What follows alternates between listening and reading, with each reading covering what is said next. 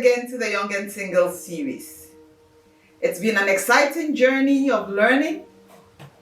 Now, last episode we talked about dating a special person called you. Today we want to continue with the topic of dating. And today's aspect of dating is a very interesting one. I would want to ask a question. What are the qualities or the qualifications that one must look out for in him or herself before you can engage or go out on a date with somebody? Truthfully, there are no spelled out qualifications. I believe I am talking to young people, not married, not in any binding relationship. And so adolescents, teenagers, young adults. And for that age bracket, it's an age of discovery. It's an age where we are still growing and maturing. It's an age where we are identifying who we are and who we would want to spend the rest of our lives with. There is no hard and fast rule of what exactly it takes to make one ready for dating. But there are a few tips I can give to you by virtue of experience, by virtue of learning, by virtue of what I do as a counselor. One of the first things a young person must understand and know is dating, friendship, relationships, especially intimate ones that would lead to marriage or a commitment with a future spouse, is a very expensive project. Expensive in terms of emotionally, it is expensive. It's going to take your time. It's going to take a lot of energy. It's going to take a lot of wisdom. And so one thing you need before you begin any dating that will lead to a commitment and a relationship is you must be mature. Maturity is very key. Mature is spiritually, you are still growing. Mature physically, mature emotionally. I am not saying that you must be all ready and set. No, we are still growing irrespective of age, because as the years pile on and experiences are gathered, we still grow wiser, we get more mature, but you would have at least transitioned from dependence on parents to ability to take decisions on your own, ability to handle the emotions that come with dating. You also must be very sensitive.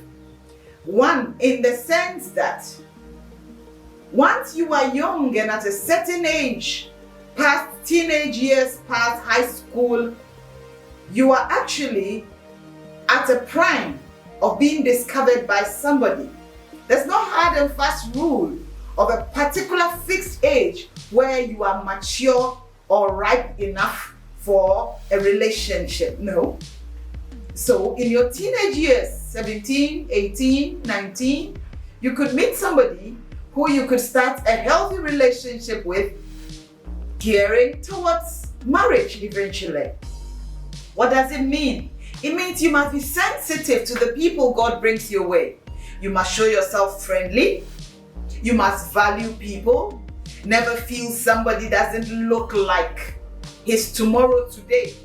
Meaning, you meet a young person, a male or female, they don't look academically as you wish. They don't look financially stable like you desire. They don't have the physical looks like you want. And so you don't even give them a chance of becoming a friend with them. Sensitivity is key. So you need to be very sensitive to people, to making friends.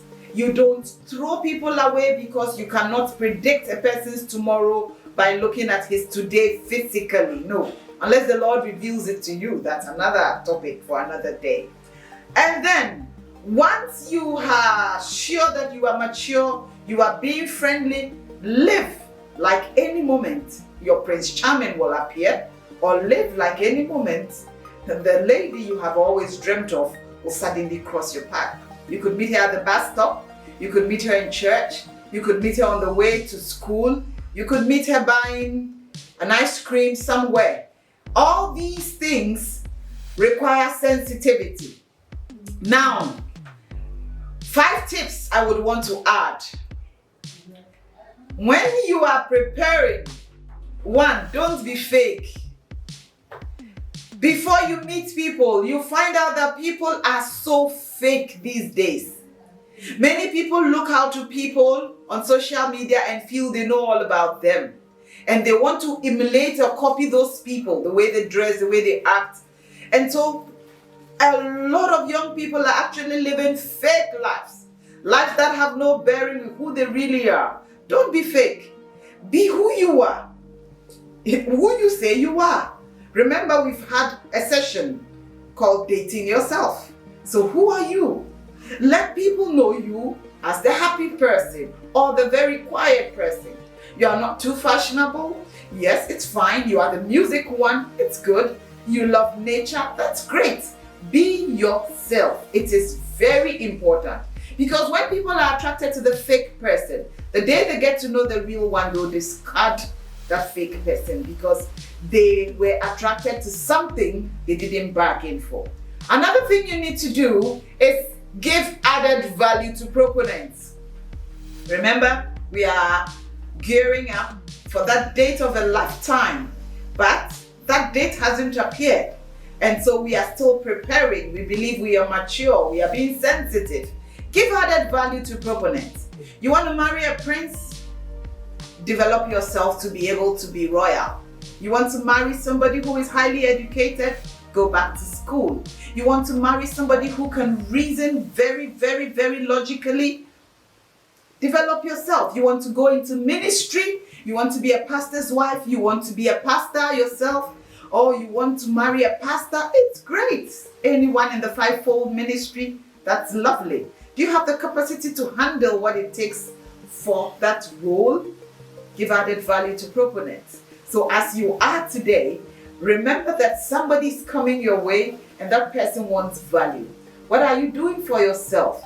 Character development, humility, friendliness, learning, oracy skills, social skills, dining skills, culinary skills, all the things that make you more valuable. Remember, a bottle of water could be sold for $1 in certain places and $10 in other places. How much are people willing to pay for you, a product called you? So that young guy you have been hoping would cross your path, or that young lady that you are hoping you could win over, how much are you willing to pay for her? What do you think your value really is? Give added value to proponents. In addition, when you are young, especially when age is piling on, you are in your 20s and you hit 25, almost towards your 30s, you have had a good education, you finish your first degree, you finish your master's, if you may have started a PhD, you are well read, you are very smart, and it looks like you're still not meeting the person that you would love to spend the rest of your life with, or somebody that you will be able to reason intellectually with you. You know something? Be single and be happy. That's not the time to start bemoaning yourself and feeling like, oh, you have been forgotten, you are off the shelf. Oh, no. Do something useful with yourself. Value who you are. I mean, God created you specially in His image and His likeness.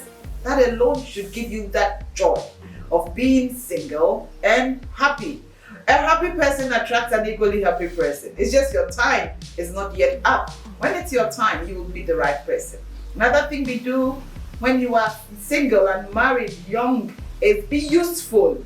We find ourselves in a generation where many young people are very self-centered. Many young people want things to be done for them. They live an entitled life. I talked about entitlement in one of my videos. You could check it out. No, be very useful. Serve people. Help. As you are serving, as you are helping, as you are trying to be available for people, you will find out that opportunities will come your way. And doing that, you meet people. I know a young lady who met her husband-to-be when she went for a medical outreach. She was being useful to a certain community, and she was genuinely loving the people and evangelizing, not knowing one young man sitting out there was eyeing her and spying her. That became her opportunity. So be useful. Find community projects you could do. Find outreaches you could help. Go to the hospital and serve. Go to your community and serve. The neighbor next door. Do something for them. Also, most importantly, and finally for today, avoid being desperate. When you are young and desperate, you are attracting sometimes the wrong kind of people. If you have spent time knowing who you are, dating yourself, you know the kind of person who you need to meet that need and make you who God wants you to be, to enjoy life in its fullness. But when you are desperate, you are ready to pick just anything that crosses your path, female or male. No, avoid being desperate. And remember, in 1 Corinthians 6:20, we read, "For if you have been bought with a price, therefore glorify God in your body." If you understand the price Christ paid for you and how valuable you are to Him, your body, physically, mentally, will not just be misused in the name of, "I'm looking for somebody to love me." Wow, it's been another exciting session. I have enjoyed myself personally. I hope you have. Thank you for watching. I am Hannah. I would love your comments and feedback. You can send in your questions. You can send in your bugging questions. Like the video, subscribe in case you haven't, and share the video. Thank you, and God bless you.